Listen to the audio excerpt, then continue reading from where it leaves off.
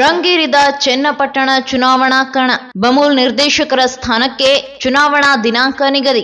ಮೇ 25ಕ್ಕೆ ಮೊಟ್ಟ ಮೊದಲ ಬಾರಿಗೆ ಕಾಂಗ್ರೆಸ್ ಜೆಡಿಎಸ್ ಹಣಾಹಣಿ. ಚನ್ನಪಟ್ಟಣ ತಾಲೂಕಿನ ಬಮೂಲ್ ನಿರ್ದೇಶಕರ ಸ್ಥಾನಕ್ಕೆ ಮೇ 25ಕ್ಕೆ ಚುನಾವಣೆ ನಿಗದಿಯಾಗಿದ್ದು, ಕಾಂಗ್ರೆಸ್ ಬಿಜೆಪಿ ಪಕ್ಷಗಳ ನಡುವೆ ಪ್ರಬಲ ಪೈಪೋಟಿ ಏರ್ಪಟ್ಟಿದೆ. ಹಾಲಿ ಬಮೂಲ್ ನಿರ್ದೇಶಕ ಜೆಡಿಎಸ್ ಬೆಂಬಲಿತ ಎಚ್.ಸಿ. ಜಯಮುತ್ತು ಮತ್ತು ಕಾಂಗ್ರೆಸ್ ಬೆಂಬಲಿತ ಎಸ್. ಲಿಂಗೇಶ್ ಕುಮಾರ್ ನಿರ್ದೇಶಕ ಸ್ಥಾನದ ಆಕಾಂಕ್ಷಿಯಾಗಿದ್ದು, ತಾಲೂಕಿನಲ್ಲಿ ಚುನಾವಣಾ ಕಣ ಭರ್ಜರಿಯಾಗಿ ರಂಗೇರಿದೆ. ಜಯಮುತ್ತು ತಾಲೂಕು ಜೆಡಿಎಸ್ ಅಧ್ಯಕ್ಷರಾಗಿದ್ದಾರೆ. ಅಲ್ಲದೆ ಇವರಿಗೆ ಬಿಜೆಪಿ ಬೆಂಬಲವೂ ಇದೆ. ಎಸ್. ಲಿಂಗೇಶ್ ಕುಮಾರ್ ಈ ಮೊದಲು ಜೆಡಿಎಸ್ನಲ್ಲಿದ್ದು ಬಳಿಕ ಬಿಜೆಪಿ ಸೇರಿದರು. ನಂತರ ಚುನಾವಣಾ ವೇಳೆಯಲ್ಲಿ ಯೋಗೇಶ್ವರ್ ಕಾಂಗ್ರೆಸ್ ಸೇರಿದಾಗ ಅವರ ಜೊತೆ ಲಿಂಗೇಶ್ ಕೂಡ ಕಾಂಗ್ರೆಸ್ಗೆ ಸೇರ್ಪಡೆಯಾಗಿದ್ದಾರೆ. ಹಾಗಾಗಿ ಇದೀಗ ಲಿಂಗೇಶ್ ಕಾಂಗ್ರೆಸ್ ಪಕ್ಷದಲ್ಲಿ ಗುರುತಿಸಿಕೊಂಡಿದ್ದಾರೆ. ವಿಧಾನಸಭಾ ಚುನಾವಣೆಯ ಕಾವು ತಣ್ಣಗಾಗುತ್ತಿದ್ದಂತೆ ಬಮೂಲ್ ನಿರ್ದೇಶಕ ಸ್ಥಾನದ ಚುನಾವಣಾ ಕಣ ರಂಗೇರಿದೆ.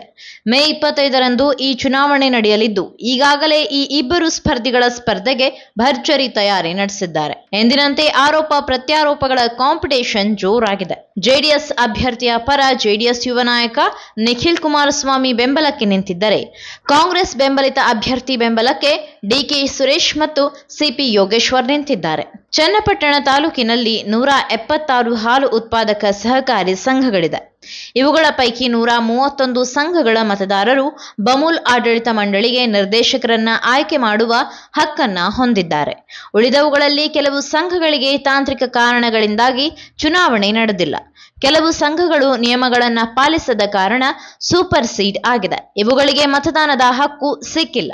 ಮತದಾನದ ಹಕ್ಕು ಪಡೆದಿರುವ 131 ಹಾಲು ಉತ್ಪಾದಕರ ಸಂಘಗಳ ಆಡಳಿತ ಮಂಡಳಿ ಪ್ರತಿನಿಧಿಗಳನ್ನ ತಮ್ಮಲ್ಲೇ ಆಯ್ಕೆ ಮಾಡಿಕೊಂಡು ಅವರಿಗೆ ಮತದಾನದ ಹಕ್ಕು ನೀಡಿದೆ. ವಿಧಾನಸಭಾ ಉಪಚುನಾವಣೆ ನಂತರ ಬಂದಿರುವ ಬಮೂಲ್ ನಿರ್ದೇಶನ ಸ್ಥಾನದ ಚುನಾವಣೆ ತಯಾರಿ ಜೋರಾಗಿದೆ. ಈ ಮುನ್ನ ಜೆಡಿಎಸ್ ಪಕ್ಷದಲ್ಲೇ ಸ್ಪರ್ಧೆ ಇತ್ತು. ಆದರೆ ಇದೇ ಪ್ರಥಮ ಬಾರಿಗೆ ಕಾಂಗ್ರೆಸ್ ಜೆಡಿಎಸ್ ಮುಖಾಮುಖಿಯಾಗಿದೆ. ಕಾಂಗ್ರೆಸ್ನವರು ವಾಮ ಮಾರ್ಗ ಅನುಸರಿಸಿ ಹೆದರಿಸಿ ಬೆದರಿಸಿ ಜೆಡಿಎಸ್ ಬೆಂಬಲಿತ ಮತದಾರರ ಹಕ್ಕು ಹೊಂದಿರುವ ಅಧ್ಯಕ್ಷರ ರಾಜೀನಾಮೆ ಪಡೆದು ಚುನಾವಣೆ ನಡೆಸುತ್ತಿದ್ದಾರೆ ಎಂದು ಜೆಡಿಎಸ್ ಬೆಂಬಲಿತ ಅಭ್ಯರ್ಥಿ ಜಯಮುತ್ತು ಆರೋಪಿಸಿದ್ದಾರೆ. ಈ ಬಗ್ಗೆ ಮಾತನಾಡಿರುವ ಕಾಂಗ್ರೆಸ್ ಬೆಂಬಲಿತ ಅಭ್ಯರ್ಥಿ ಲಿಂಗೇಶ್ ಕುಮಾರ್, ನಮ್ಮ ಪಕ್ಷ ವಾಮ ಮಾರ್ಗ ಅನುಸರಿಸುತ್ತಿಲ್ಲ. ಸಹಕಾರ ಇಲಾಖೆ ನಿಯಮಾವಳಿ ಪ್ರಕಾರ ಯಾವ ಸಂಘದಲ್ಲಿ ಲೋಪದೋಷವಿದೆಯೋ ಅವುಗಳಿಗೆ ನೋಟಿಸ್ ನೀಡಲಾಗಿದೆ. ಅದರಲ್ಲಿ ಜೆಡಿಎಸ್ ಕಾಂಗ್ರೆಸ್ ಎನ್ನುವ ಪ್ರಶ್ನೆಯೇ ಇಲ್ಲ. ಯಾವುದೇ ಲೋಪವಿಲ್ಲದ ಮೇಲೆ ಎಪಿಎಂಸಿಗಳು ಭಯಪಡುವ ಅಗತ್ಯವಿಲ್ಲ ಎಂದು ಕಾಂಗ್ರೆಸ್ ಬೆಂಬಲಿತ ಅಭ್ಯರ್ಥಿ ಲಿಂಗೇಶ್ ಕುಮಾರ್ ಹೇಳಿದ್ದಾರೆ. ಬೆಂಗಳೂರಿನ ಸಮಗ್ರ ಸುದ್ದಿಗಾಗಿ ನೋಡಿ ಕರ್ನಾಟಕ ಟಿವಿ ಬೆಂಗಳೂರು.